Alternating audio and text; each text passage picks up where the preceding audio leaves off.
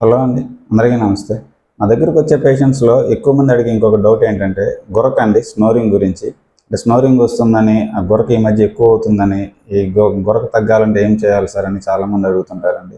So, దాని గురించి మాట్లాడుకుందాం. సో, ఈ గురకకి సంబంధించిన కారణాలు, దానికి సంబంధించిన ట్రీట్మెంట్ ఇదంతా ఒక పెద్ద సబ్జెక్ట్ అండి. సో, మీకు అందరికీ అర్థమయ్యేలాగా సింపుల్‌గా ఒక 4, 5 పాయింట్స్ రూపంలో నేను ఎక్స్‌ప్లెయిన్ చేస్తాను. సో, ఇందులో మొదటిది బరువు అండి, ఒబెసిటీ. ఈ ఒబెసిటీ ఎక్కువగా ఉన్న వాళ్ళలో కూడా ఈ సమస్య తరచుగా చూస్తుంటాం. సో, వాళ్ళు పర్టిక్యులర్‌గా బరువు తగ్గడానికి ప్రయత్నించాలి. మంచి లైఫ్ స్టైల్ హ్యాబిట్స్ ఏర్పాటు చేసుకోవటం, దానికి సంబంధించి వాకింగ్, యోగా ఇట్లాంటి మంచి డైట్ తీసుకోవటం, ఇలా ఫిజికల్ యాక్టివిటీ, ఎక్సర్సైజ్‌తో బరువు తగ్గడానికి ప్రయత్నించాలండి. అలాగే నెక్స్ట్ ఏంటంటే మనకి జనరల్‌గా గాలి తీసుకునే ఎంట్రీ పాయింట్ ముక్కండి, నోస్. సో, నోస్‌కి సంబంధించిన సమస్యలు ఏమైనా ఉన్నా కూడా వాళ్ళలో ఈ గురక అనేది తరచుగా చూస్తుంటాం. లైక్ వాళ్ళకి ముక్కు దూలం వంకర, డీవియేటెడ్ సెప్టమ్ అంటాం. అలాగే టర్బినేట్ హైపర్ట్రోఫీ, ముక్కులో కొయ్య కండలు వాయటం, సైనస్ ప్రాబ్లమ్స్ లైక్ కొంతమందిలో పాలిప్స్ కానీ, ట్యూమర్స్ కానీ ఇలాంటి గడ్డలు ముక్కులో ఉన్నా కూడా అవి గాలి తీసుకోవడానికి అడ్డం పడుతూ వాళ్ళకి గురకొచ్చే అవకాశం ఉంటుందండి.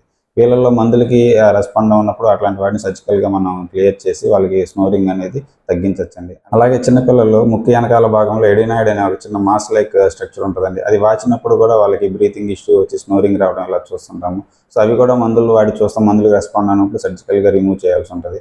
అలాగే పిల్లల్లో అయినా పెద్దవాళ్ళలో అయినా గొంతులో కొంతమంది టాన్సిలర్ హైపర్ట్రోఫీ ఉంటుందండి. అంటే టాన్సిల్స్ గొంతులో కాయలు వాచి కూడా వాళ్ళలో ఈ గురక అనే సమస్య వస్తుందండి. అవి కూడా మందులు వాడి చూసి మందులకి రెస్పాండ్ అవ్వనప్పుడు మనం సర్జరీగా రిమూవ్ చేస్తే వాళ్ళకి స్నోరింగ్ అనేది చాలా వరకు కంట్రోల్ అవుతుందండి.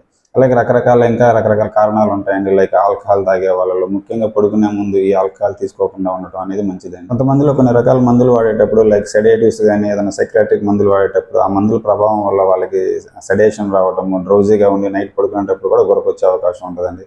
అలాగే కొంతమందిలో జెనెటికల్‌గా కూడా ఈ సమస్య వస్తది. కొంతమందిలో ఈ గురక అనేది బాగా సివియర్‌గా ఉండి వాళ్ళకి నైట్ నిద్ర పట్టకపోవడం, నిద్రలో నుంచి బ్రీతింగ్ అందక లేకపోవడం ఇలాంటి సివియర్ లక్షణాలు కూడా ఉంటాయండి. దీన్ని అబ్స్ట్రక్టివ్ స్లీప్ యాప్నియా అంటారు. ఈ ప్రాబ్లమ్ ఉన్న వాళ్ళకి సీపాప్ మిషన్ అంటాం. పాజిటివ్ ఎయిర్‌వే ప్రెషర్ ద్వారా ఈ మిషన్ ద్వారా వాళ్ళకి కొంత రిలీఫ్ వచ్చే అవకాశం ఉంటుందండి. మైల్డ్ స్నోరింగ్ వల్ల ఎలాంటి ఇబ్బంది ఉండదండి. కొంతమందిలో ఈ స్నోరింగ్ అనేది సివియర్‌గా ఉన్నప్పుడు వాళ్ళకి డైలీ రొటీన్ యాక్టివిటీస్ కూడా దెబ్బతింటుంటాయి.